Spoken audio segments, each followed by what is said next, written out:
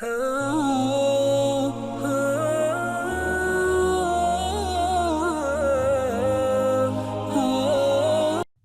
we are going to do something different. We are going to learn about something which is very basic, very important for all of us in our practice. And before I start, there is a very interesting saying that I'd like to read out to you. The true responsibility for handling diseases should be put in the hands of those who are dedicated to preventing it.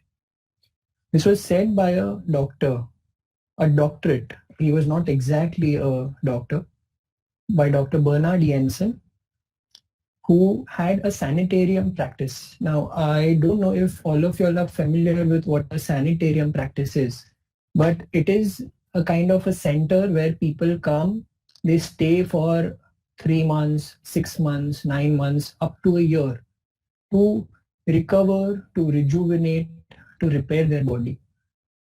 And Dr. Bernard Jensen has shared 50 years of his sanitarium experience, where he mainly used food to heal people. Whatever I'm quoting today is from his book called The Chemistry of Man, which was written in the year 1983. All right. So today we're going to start with the basics of nutrition. And why is nutrition so important? You know, medicine today spends a great deal of time and money in fixing up a broken down physical body, which was supposed to be self-healing, self-rejuvenating, self-rebuilding. Just imagine the time and effort you could have saved if you knew how to understand the symptoms in the beginning.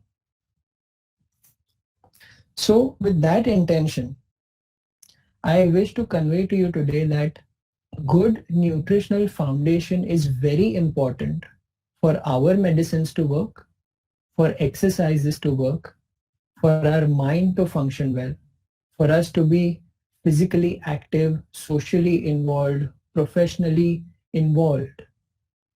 And without nutrition, essentially we cannot change much because nutrition is the building block of our system. And once we correct the nutritional state, then everything works better. So last week I shared how I integrate a lot of these things in my practice. And today I will be giving you 3 basic elements which are responsible for your hormonal state, which are very important to remain in balance if you want your hormones to work well. So just to begin with, what is a nutrient? How would you define a nutrient? Is it just a food substance or is it something more? So the typical definition would go like a substance that provides nutrition, which is essential for the maintenance of life and growth. But my question is it only limited to food? Now you all might have heard a proverb, there is food for thought. So I want to ask you, is there thought for food in our practice? We commonly joke amongst our friends, I live to eat, but it should be the other way around. You eat to live. You don't live to eat. So what are the sources of nutrition? There are 3 sources. Tell me the first one. I would like some answers right now. Let's make it interactive. Let's stimulate the gray matter right now. Yeah, please. So there are few suggestions: carbohydrates, carbs, calories, proteins, plant-based. All right. So the first source is, of course, fruits and vegetables, which includes all your carbohydrates, proteins, fats, vitamins, everything. What are the other 2? Think a little bit more. Where do you get nutrition from? Is there any suggestion beyond carbohydrates, proteins, fats, or foods? What Milk else nourishes you? milk and milk It all product. comes under food. In the end, it's the same. What else? Think a little bit more. Everyone is Oxygen, lacking in this today. Sorry? sunlight, oxygen, Yes, water. so you're right. The second one is the sun. Sun is literally the giver of life.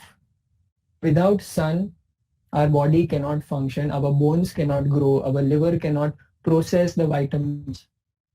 And the third one is true oxygen, that is the air. Without oxygen, like the simplest example I can give you is fire cannot burn without oxygen. So whatever raw material you're putting inside your body in terms of food or liquids cannot be processed into energy without oxygen. So bear in mind, nutrition is not only about food, it is also about sunlight, it is also about oxygen. It's amazing. So moving forward, I'm going to take you through the hormones and the basic elements behind them. Now, every process in the body is governed by a delicate balance, and there are multiple elements which are involved. I'm going to give you 3 elements today, and in the end, when we come through the presentation, I'm going to give you a rough plan of diet, of how you should plan a diet in a hormonal condition. So the first idea I want you to get is of all the glands in the body: the pituitary, the pineal, the thyroid, thymus, the adrenals, the ovaries, and the testes. These are all the endocrine glands that we have. Can you think of one element which is common in all of them? Use your materia medica knowledge and tell me which element is common to all of them. I'll give you one more hint. Which remedy has the highest glandular affections? It should be easy. Yeah, so it's iodine suggestion. Correct. So iodine is the first element that you all should be aware of. And iodine has a nickname. It's called the metabolizer. It improves metabolism. All right, so I will take you through some functions of iodine, what it does in the body. Okay, first of all, like I said, it aids metabolism and it improves the efficiency of both anabolism and catabolism. I hope all of you all know what anabolism and catabolism are. Then secondly, it's a very important function that it aids assimilation of calcium, silicon, chlorine and fluorine in the body. The third one is it neutralizes albumin toxins. Otherwise, these albumin toxins, they are very harmful to the brain, to the nerves and to the linings. Accumulation of albumin toxins gives rise to tumors. It gives rise to white fibrinous discharge. And the fourth one is it prevents sores and ulcers. That is, it has an action on the skin as well. So what happens with deficiency of iodine?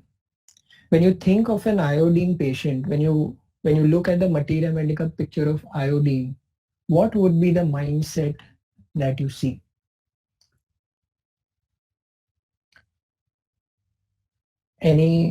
What is the mind of iodine? How is it? Can someone tell me?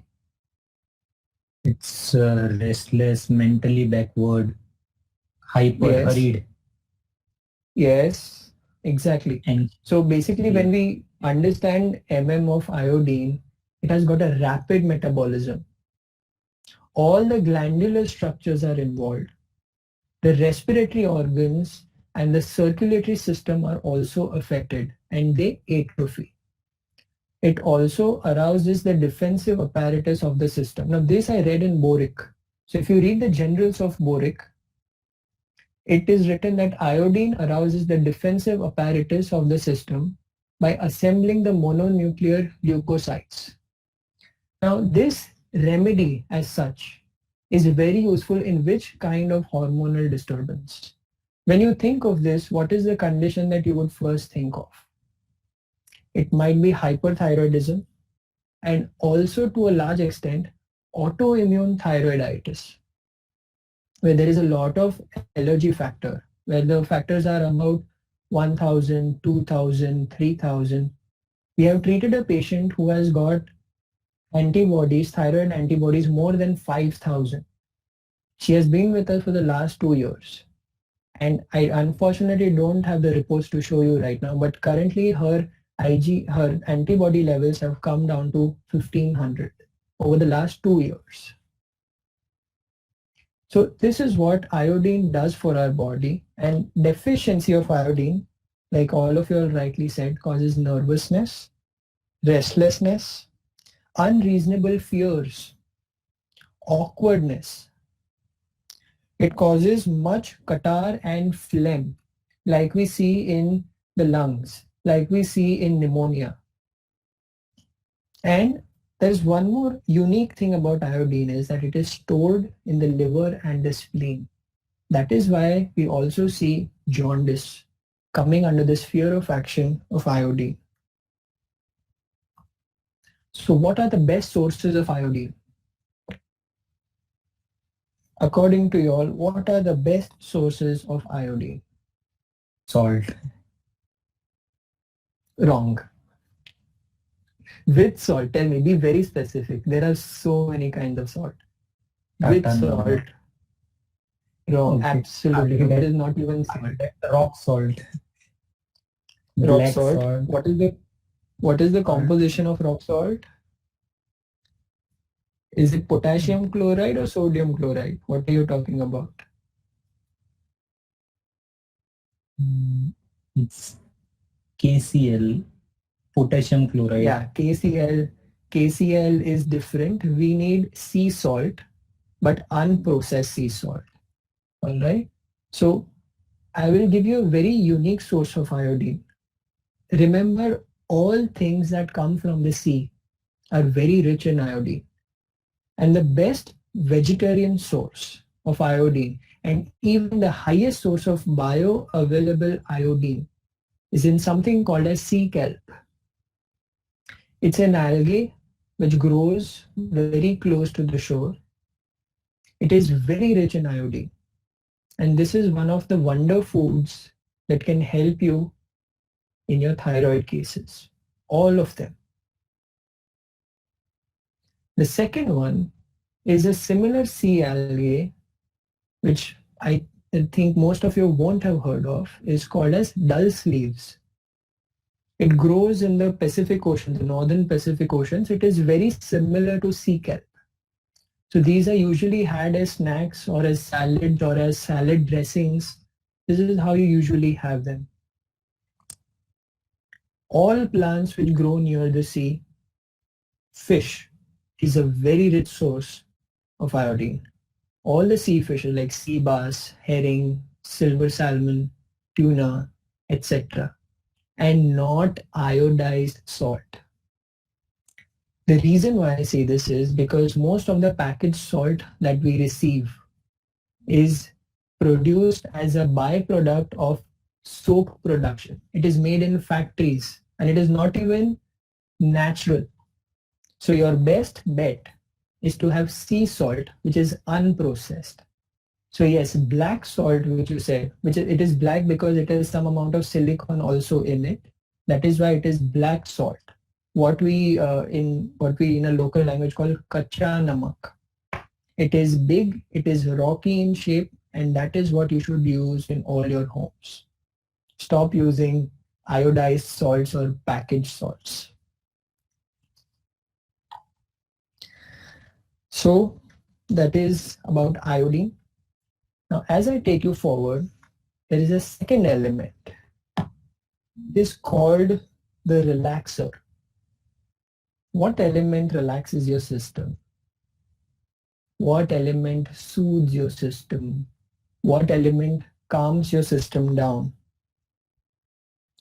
Any guesses? Gulkan. No, element. No. I think they attended your last session, so they remember Gulkan from that. I'm talking about elements, not food right now. Think about it. Potassium, zincum. The next clue is very easy. We very often use it in our biochemics to relax, to release spasm. Okay, this is easy now. Come on, tell me. Kali phos. No, to release spasm. Mag phos, magnesium phos. Magnesium is called the relaxer.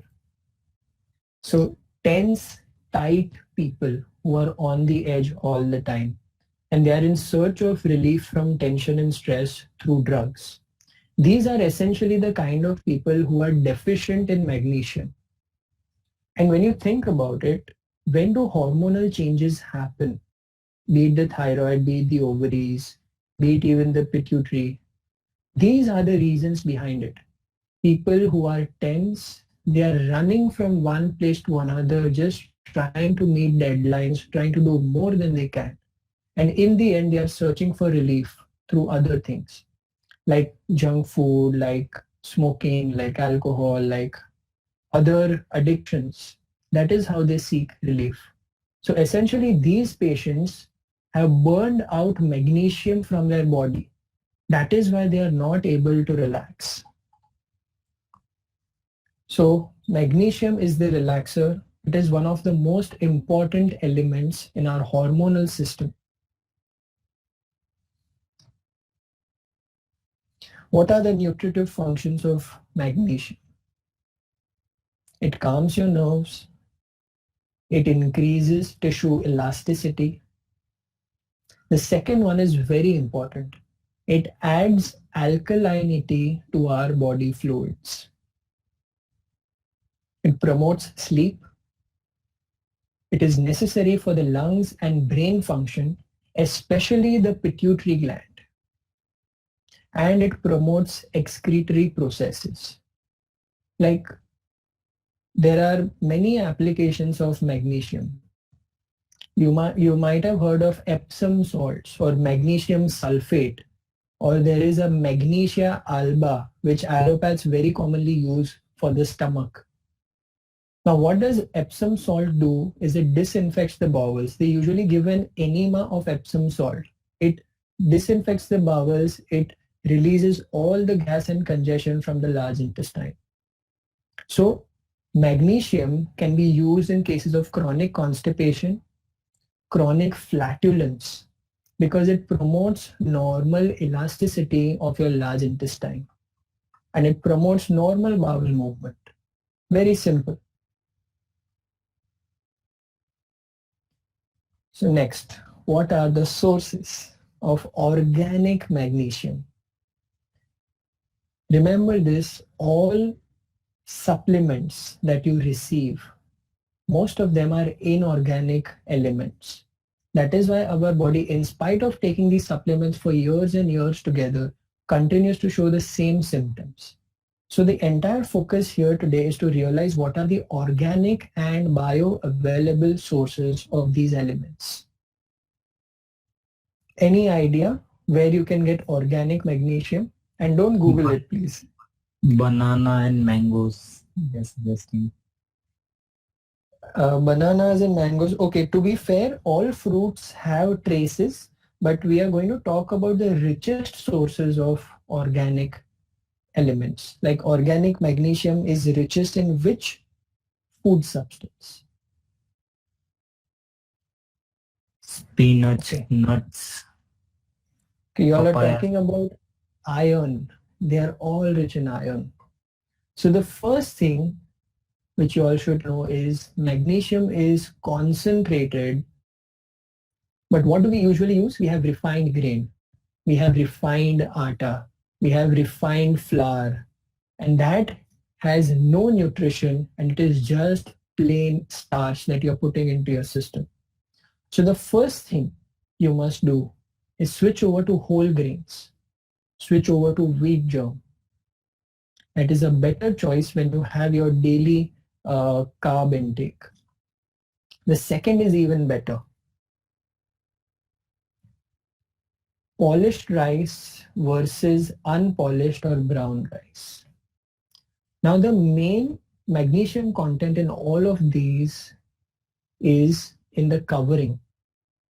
So when you say unpolished or brown rice, it has got 11 times more magnesium than polished rice. These are whites which we usually have at home. So the conscious choice for us now should be selecting brown rice or even black rice, which is a little exotic for India, but it is very commonly available abroad. Brown rice, black rice, even red rice to some extent, or parboiled rice. These have a lot more nutritional value than what rice we commonly eat.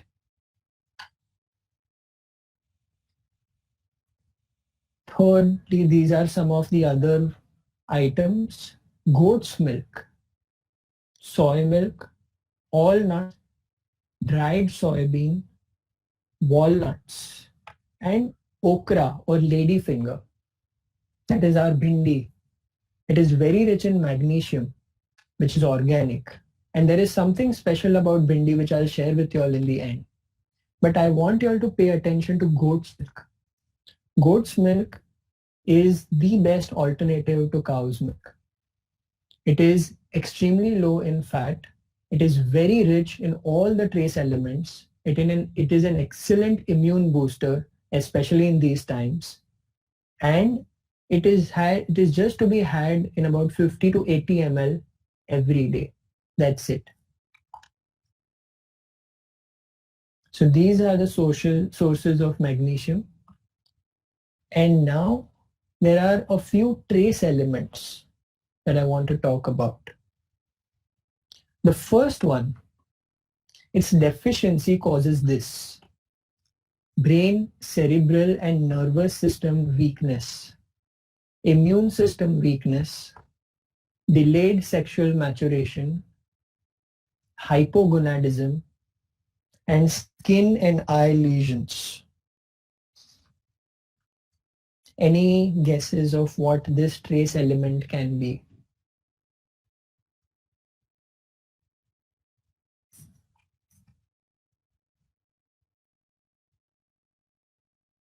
Selenium, zincum.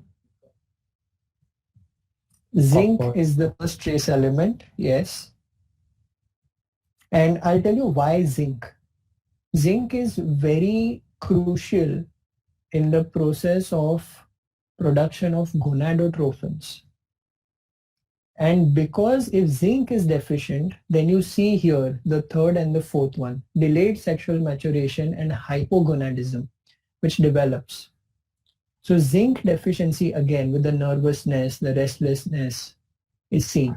And coincidentally, I was looking up zinc, the reverse materia medica that is in complete repertory. There are so many hormonal disturbances in zinc. It would be very interesting to look up those. So what are the sources of zinc? Where do you find zinc? I think you all know this. I mentioned this last week. You all should know this. They are saying in periodic table. That is true. You'll find it there.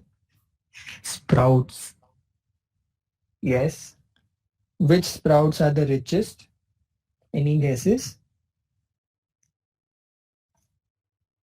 Moong. All sprouts are, but which is the richest? If you can think. Tana. Black Okay. pea. Chickpeas are the most in the vegetarian foods. Chickpeas are the most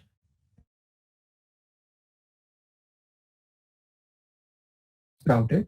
But bring your attention to oysters. Whoever follows a non-vegetarian diet, oysters are very rich sources of zinc.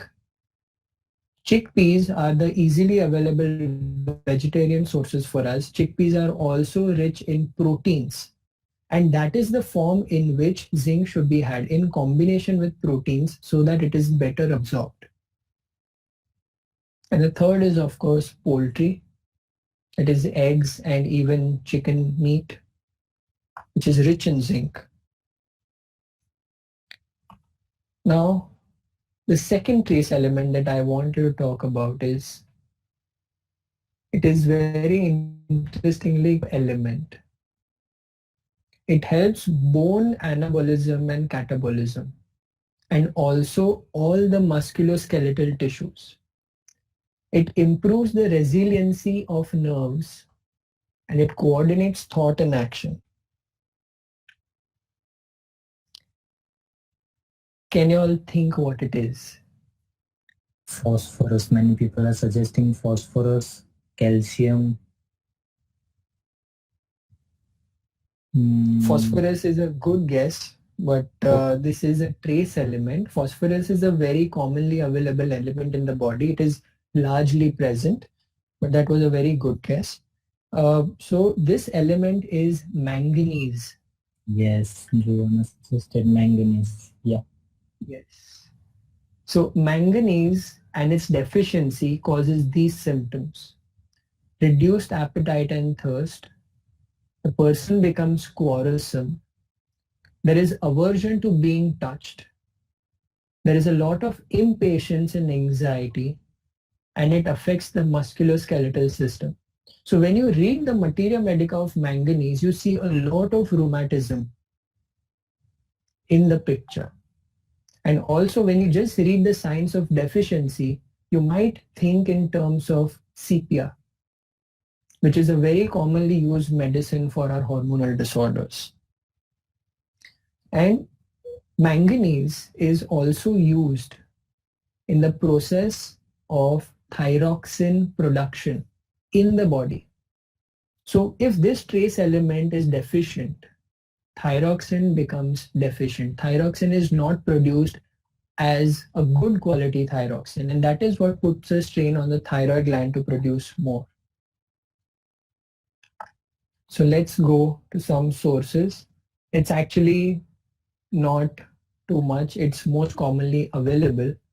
But you must remember that all nuts and seeds have a lot of these trace elements and need to be a part of our diet on a day-to-day basis.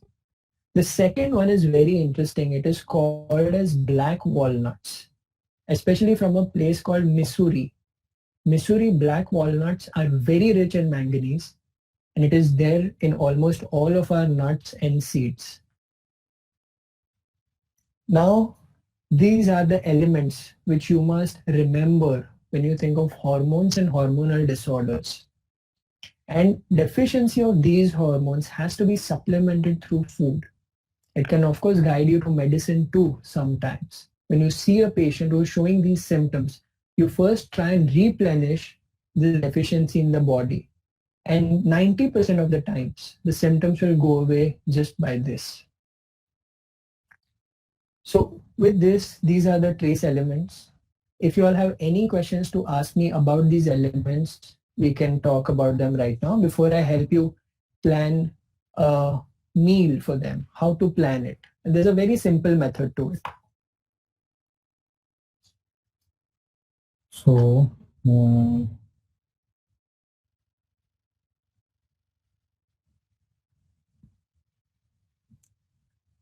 okay, so if a person is having any deficiency, then whether food supplement is better or supplement tablets?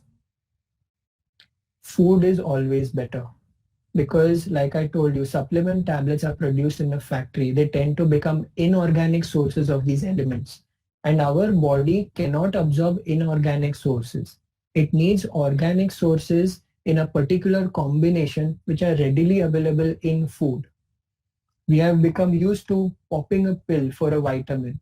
So like I told you, sea kelp, the first one where we spoke of iodine, it is also a very rich vegetarian source of B12, which no one knows, which everyone thinks B12 is just available in a non-vegetarian diet. But sea kelp is a very rich source of even B12. Okay, So my the answer would be firmly use food. The second question is, where do we get sea kelps? Many people are asking that. It's actually available online, and it's not that exotic to find here in India as well. But sea kelp, and there is another alternative which are called kale leaves. We have heard of kale, Kale, kale leaves. Even they are a rich source of iodine, iron, calcium, magnesium. Kale is known as one of the superfoods, even better than spinach. Many of you must have been drinking kale juice also. It's a great alkalizer of the system. So just try a little hard to find it, you will. Okay, so the next question is, can we use homeopathic biochemic medicines along with the remedies, homeopathic remedies which we are doing? I do it because for me, I'm supplying a deficiency. And once I supply the deficiency, the dynamic medicine works better. That has been our experience over the last 38 years in our practice. So yes, biochemic medicines can be used along with dynamic medicines, that is potencies, higher potencies.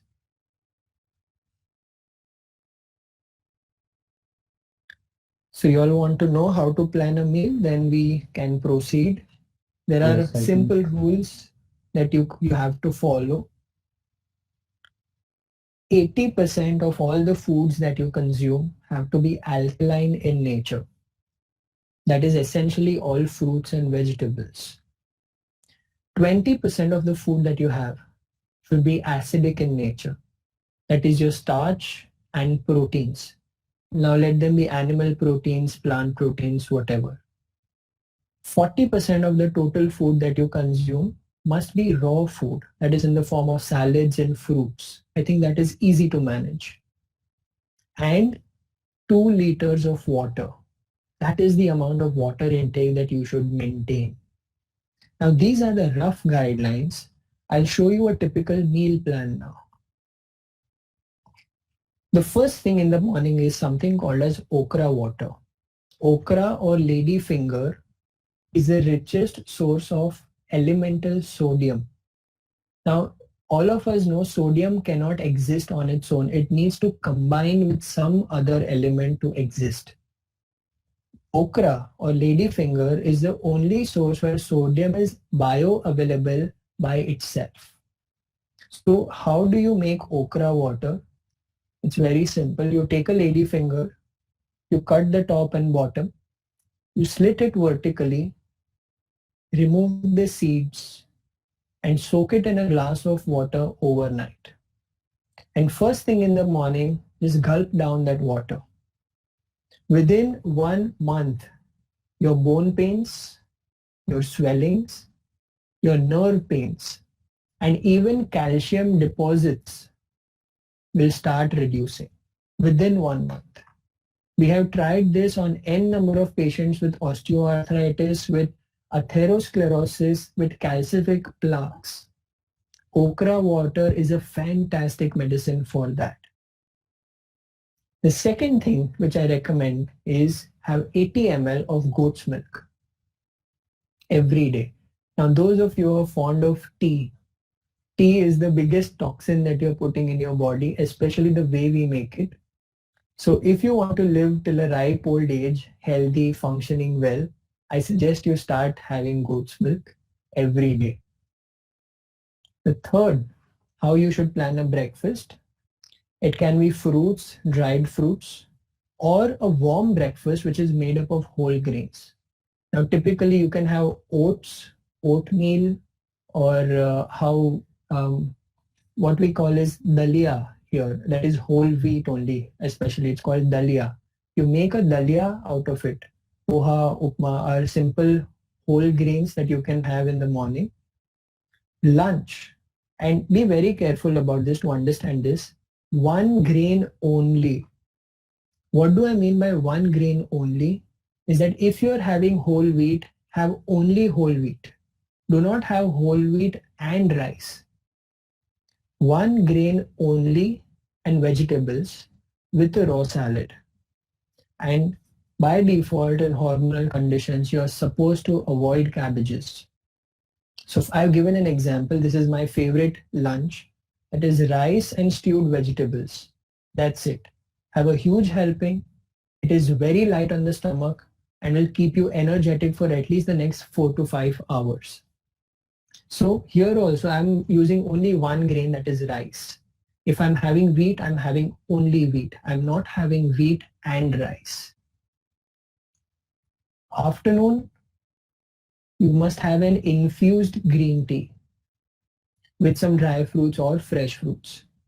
Now remember this as a rule, no fruits after 6 p.m.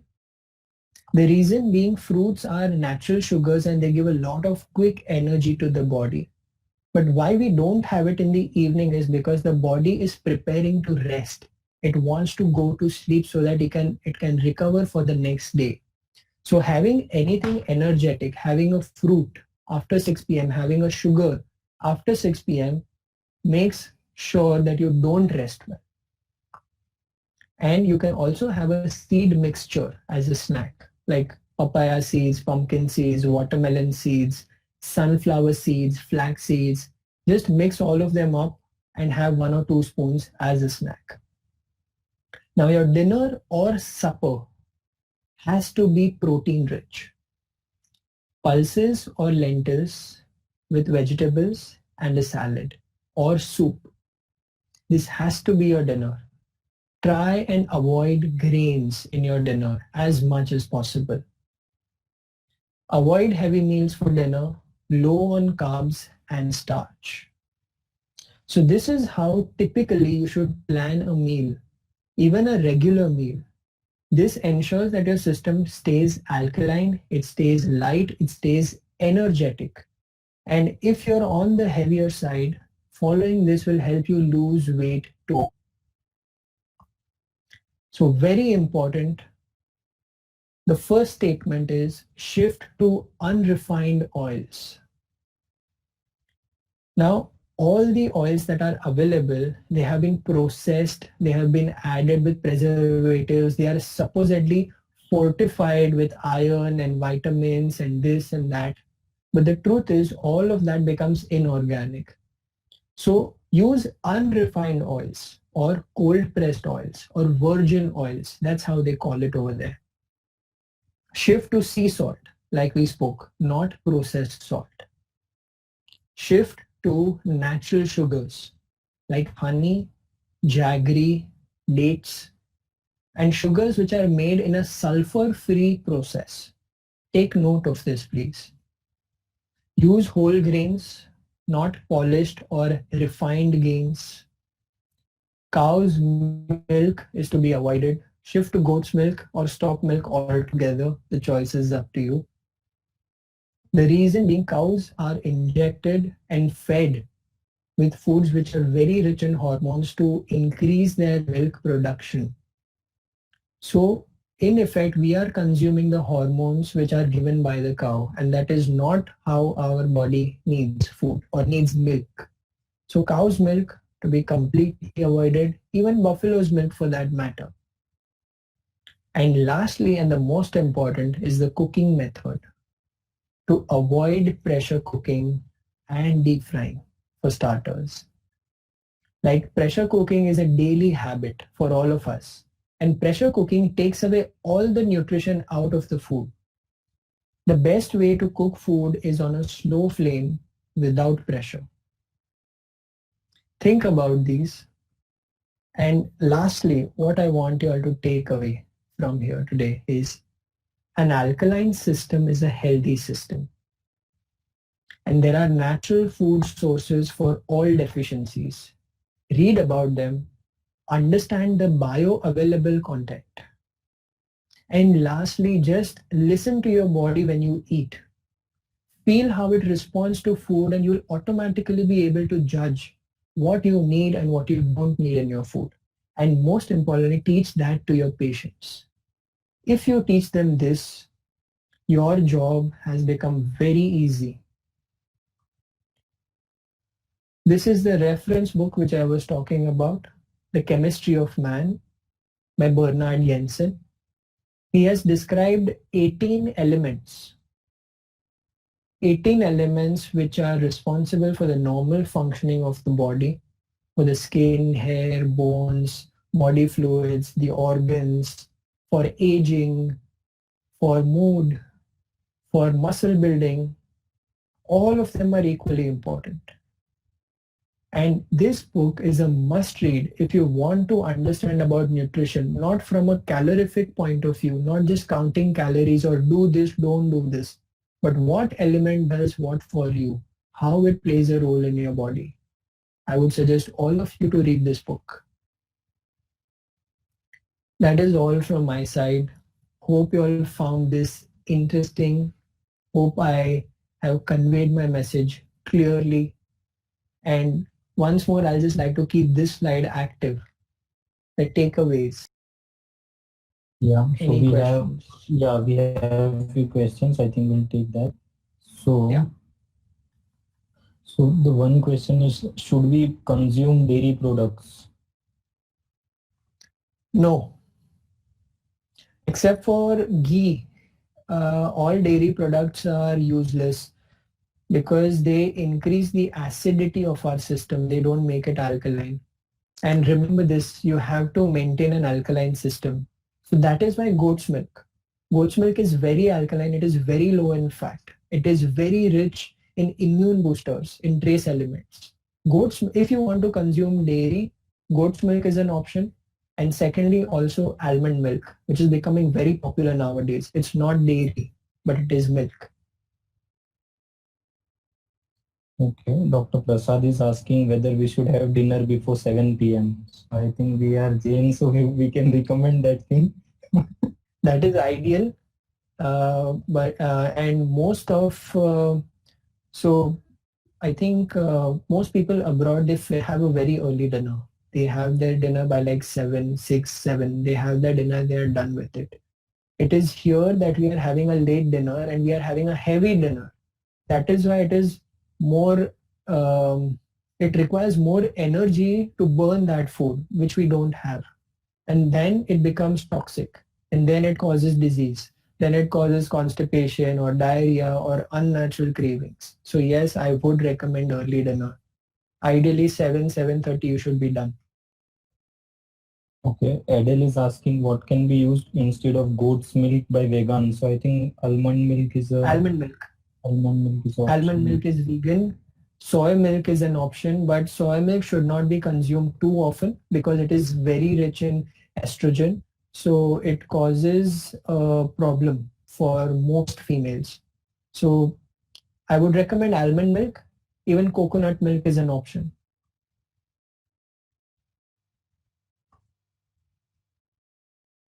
Okay, so people are asking use of tofu and soya bean in diet. What is your say about that? Soya bean is a very rich source of protein. So if you all are very active physically, then yes, please do consume soya bean. But otherwise, our normal pulses and lentils, they have enough protein to repair the body, to repair the wear and tear that happens. Tofu, again, is a good source. It is a very good alternative to cottage cheese or paneer that we usually have. So tofu, I would recommend. Soya bean, limited, but not too much because it is rich in hormones. Any substitute for curd? Technically, there isn't, but people have made a yogurt out of almond milk and soy milk. They use some other substance to create that texture. But for you, apart from yogurt, milk yogurt, I don't think there's an alternative, or I'm not aware of it right now. If I come across anything, I'll definitely share it. Okay, people are asking where do we get goat's milk? Goat's milk. Where are you all located? Tell me. I'll help you all. I think we should start a milk supply, goat milk supply. Or better, have a pet goat at home. I don't think that's too high maintenance. Yes. People Because need to there is one more. Pune, Delhi. We are not going to supply.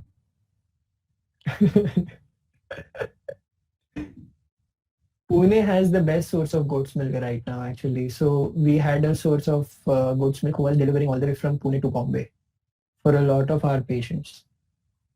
So I can share the details. Just contact me. I'll let you know. Should we take buttermilk or not? Again. Buttermilk, if you want to take buttermilk, there is an option. You can season buttermilk. Means traditionally, you know how we say it कि तड़का देना होता है. Means you put ghee, rai, jeera, kadi patta on a gas flame and just pour buttermilk on it. That removes the acidity from the buttermilk, and that is how you can have it. But plain buttermilk, I would not recommend. See, these all are true for people who have an issue or people who want to maintain an alkaline system. So for alkaline system, milk has to stop for some time. That is by default. So milk and any milk products you must stop.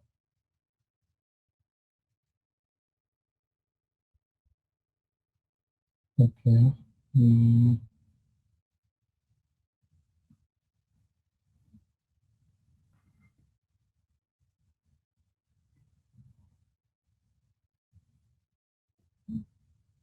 Can almond milk be given to babies? Post the age of 1.5, yes, you can experiment, but not until then.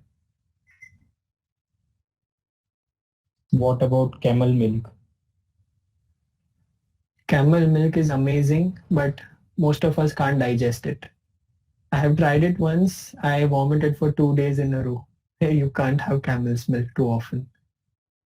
It is a very rich source of protein and fat, the good fat, and it is very heavy. You can't have too much of it.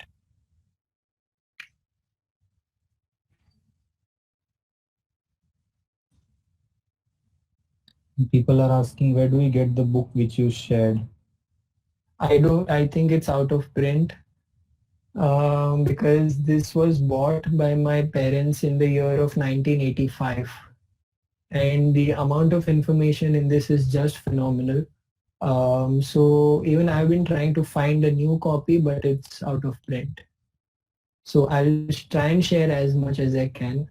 I'll make a note, and if Pratik and Gaurang agree, we can give you some details about it, about some elements and how they work in the body and the foodstuffs. We can do that.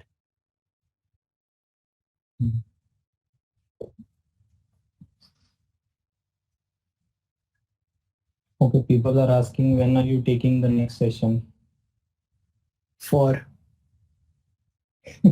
that they are yet to suggest. Okay. What? Your take on back flower remedies? Back flower remedies are so my experience is actually limited to about 8 or 10 of them, and I have used them predominantly in cases where only the emotion was wrong. There was no physical disturbance, like a lot of anxiety, a lot of fear, a lot of anger, a sudden shock, a sudden death in the family. Maybe like agrimony is the most commonly used Bach flower remedy by me, followed by Star of Bethlehem, followed by Rescue Remedy, followed by Mimulus. Read about these. These are very easy to use. They work very quickly, where you have just the emotion. Like a normal person would come up, like for example, a patient's relative. Oh, doctor, this happened. I can't take it. I can't handle it. There is nothing else wrong with him, but just an emotional cause. I would usually prescribe a Bach flower remedy.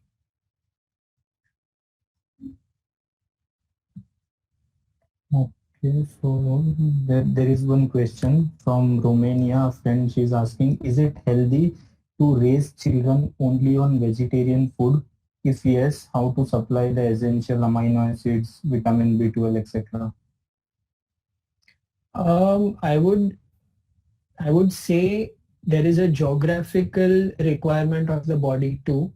So if you have started vegetarian, you can sustain vegetarian. But if you have started with some form of meat, then bring down the amount of meat gradually over a period of time and cut it down.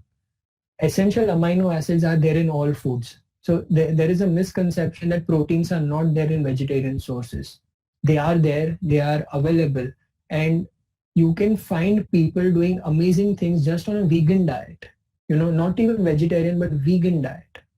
So amino acid sources are essentially pulses, lentils, beans, chickpeas.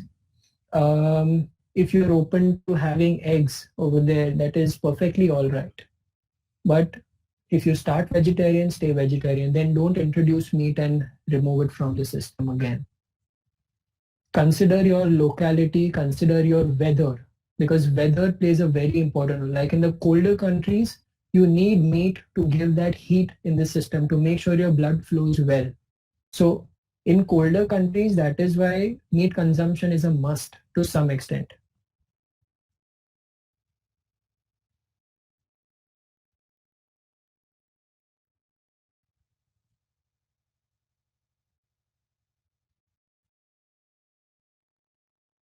Any other queries? People are requesting for a special lecture on biochemics. Okay. All right. Okay. So yeah, there is a repeated request to suggest like how do we use that okra water? Can you explain it once again? Okra water. Okay, so basically if this is the okra, cut the top and the bottom half, slit it vertically and just remove the seeds. All right, and dip it in a glass of water overnight. In the morning, you can gulp down the water, and if you're up to it, you can chew the okra too. But people find it too much, but just having that water is good enough. At the top and bottom, slit it, de-seed it. Remove the seeds. Seeds are very rich in oxalic acid and uric acid. Don't have the seeds. What you need is the mucus. That is what is rich in sodium and magnesium and zinc and everything that you need.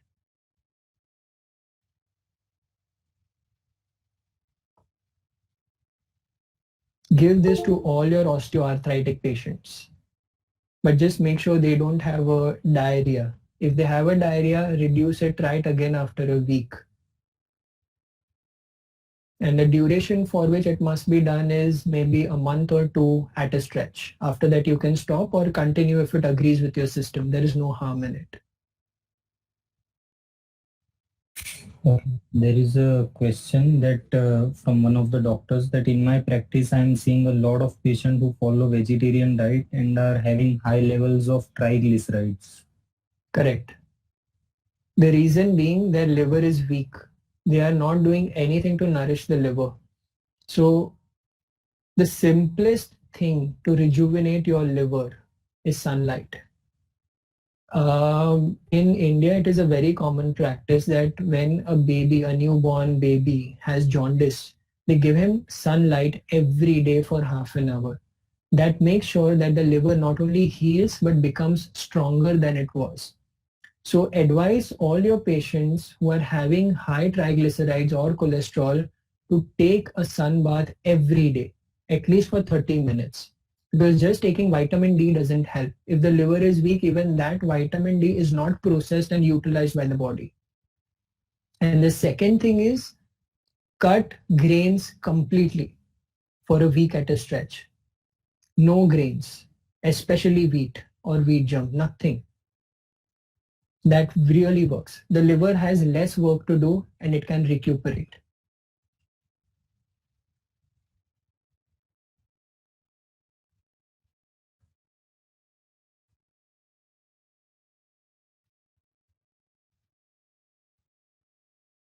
What are the ideal timings of sunbath like? The first hour after sunrise is the ideal one because after that it gets hotter and hotter and it burns the skin. So if you want to take a good half an hour to 45 minutes of sunlight, then I would suggest as soon as the sun rises, please take it. Please take advantage of that. Either the morning or the evening. Technically, sun is the sun. You get the benefit all the time, but it is the skin which is affected later on. And that is how your skin will tend to have eruptions or will tend to itch or will it'll become drier, it'll become darker. That is what will happen. Okay, one of the participant is asking like lemon juice are suggested for cancer patients. So can they take that? Many cancer patients, they are suggested to have lemon juice. Lemon is a good alkalizer, but lemon must be combined with mint leaves to give a cooling effect to the system. Just lemon by itself can also create vomiting, nausea, and irritation of an already sensitive intestinal lining. So to balance its effect, we usually recommend lemon and mint water, not just lemon water. And one more thing you should remember, if you are an acidic body type, don't have too much lemon and don't have too much warm water. Like people have a habit of gulping down warm water in the morning to flush their system. It works for people who are more of the leukophlegmatic type but not of the bilious type. If you are a bilious constitution, don't have too much warm water. It will only increase your acidity. Okay. One participant is asking like homeopathic globules are prepared from goat's milk. So can we take it daily instead of goat's milk? That is a very innovative idea. I'll try it for a month and I'll get back to you. Any suggestions for hair fall cases apart from iron-rich foods and natural proteins? So yes, so basically you're supposed to improve blood supply to the head. So lying down with your feet raised up, that is promoting blood flow to the scalp, is what really works. And there is a recipe which I'll share with you. Just give me a moment. I mentioned selenium last time, like zinc and selenium are very good. Actually, I'll have to find that recipe for all of you. There are food substances which you all can use easily for hair. Phosphorus, zinc, selenium are very important, and even calcium to some extent. Calcium is responsible for all your body, all the tissues in the body. Don't think that calcium is only for the bones. Okay, so I think you have many questions. So Dr. Chirag has already shared his email ID. I think you can bombard him with a lot of emails today. So that's not an issue. I think he'll answer you, and maybe probably he'll share some notes with us so that I will forward it to all the participants. So don't worry about that. And yeah, do write to us like what more sessions would you like Dr. Chirag to take, and we would definitely request him to join us again and guide all the participants, and do share the feedback. How was today's session for you all? So do write to Dr. Chirag also and do share the feedback with us also. That will be great. Yes, it would be. And please apply these things. They are very easy. Your patients will initially hesitate, but once they see the effects, they will like, how were we living before this? Like it will be like, it was so easy, just changing this and so much can change in our health. And they'll never leave you. Trust me about that.